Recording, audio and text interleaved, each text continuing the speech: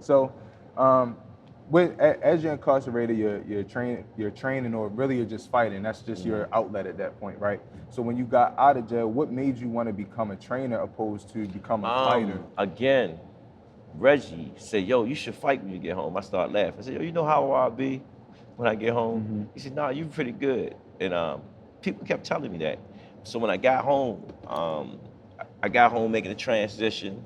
I met my wife, Tiffany. Mm-hmm. She Muslim, and she challenged me. She said, "You going back to the streets? How you gonna tell me where I'm going at?"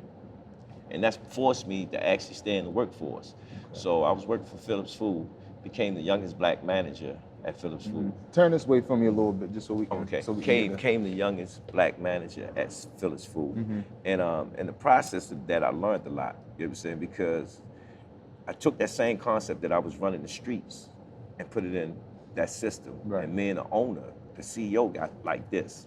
And I used to always tell him this story. I said, "You're no different from me and you." He said, "Why you say that?" I said, "You get crab meat from overseas, pasteurize it, bring it back, put a cut on it, put it in supermarkets. Mm-hmm. What's the difference?" Same thing. Yeah. He loved that story. Right. Ever since then, we was like this. He took me to his house. So he introduced me to so much on a corporate level. You know what I'm saying? And coming home from where I come from, my mind is like a sponge, you know, trying to soup everything in.